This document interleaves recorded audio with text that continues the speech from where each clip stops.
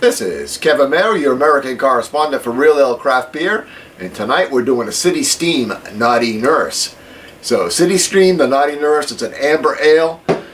City Steam is the oldest, actually the only brew pub left in Hartford, Connecticut. They've been around since like 1997, and they put out some amazing beers over the years. I've been there probably several million times in my life. This is still the original brewmaster, Ron Page. He's been there since 1997. On their website, they said he's brewed over 80 different styles of beers. I checked my list. I've had 29 of them. And I probably had other ones because I didn't start the list until they'd been open for over 10 years. So I probably missed a few on the list back in the day. Just to go through this, brewed with a large quantity of the finest Thomas Fawcett English Crystal Malt and traditional British hops. This beautiful amber beer has a sweet caramel-like aftertaste and a spicy and almost floral aroma. It's good for what ails you. So we have a City Steam Naughty Nurse glass. Told you I go there all the time. We're going to give it a crack, give it a pour, and see what we got. Obviously I've had this beer before.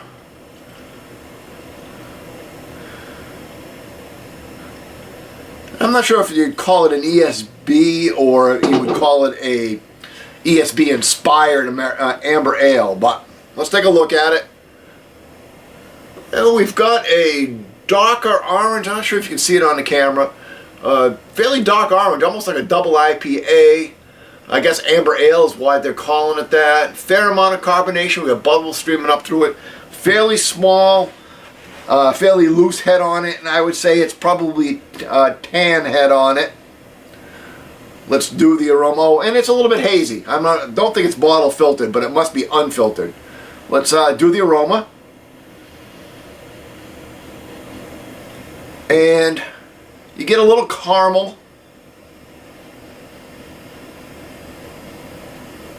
Get a little sweetness, like a little brown sugar. And a hint of a spice. I don't want to say clove, but like a hint of a spice. Now there is a bottled by date on this. It was bottled on 2/19, so this is less than a month old, so it's nice and fresh.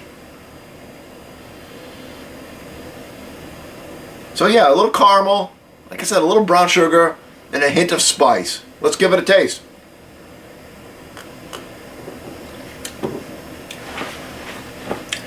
And it follows the aroma fairly well. It's a nice caramel toffee malt up front.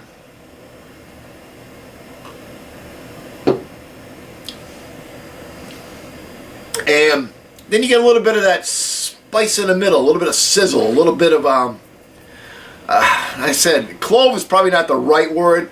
It's just a common beer spice, but maybe even pepper.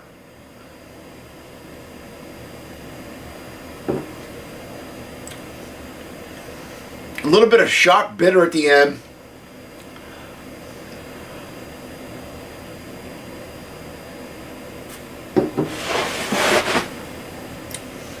And got a little bit of a citrus floral in the middle. Still trying to pick it up.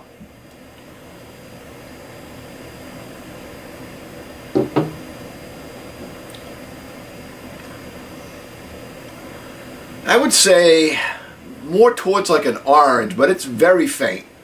Adds a little bit of sweetness to it. It's got a little astringency in it, so it's a little bit sharp. And bittering wise, it's really not all that bitter at the back end, enough to take the sweetness of the malt away, but it's not extremely bitter. It's not a high IBU beer. Again, this is one of the original beers from day one, practically. I'm not sure if it's the original beer, but it's right there. It's been around for 20 years now. And at the time, it would have been really a robust microbrew kind of beer compared to what we were all drinking. Today, compared to some of the double IPAs, the Imperial Stouts, it's a more subdued, more relaxed beer. Very, very drinkable. I do like this beer a lot. I don't tend to order it when I go down there. I tend to go over the top because he does make some amazing IPAs down there now, and some really interesting takes on other styles and barley wines and porters and stouts. So he does a lot of good stuff. This is one of the old standbys, so you tend to skip it when you go on it. But very drinkable, nice finish. Just try to come up with a score for it. I'd say it should tip into the B range.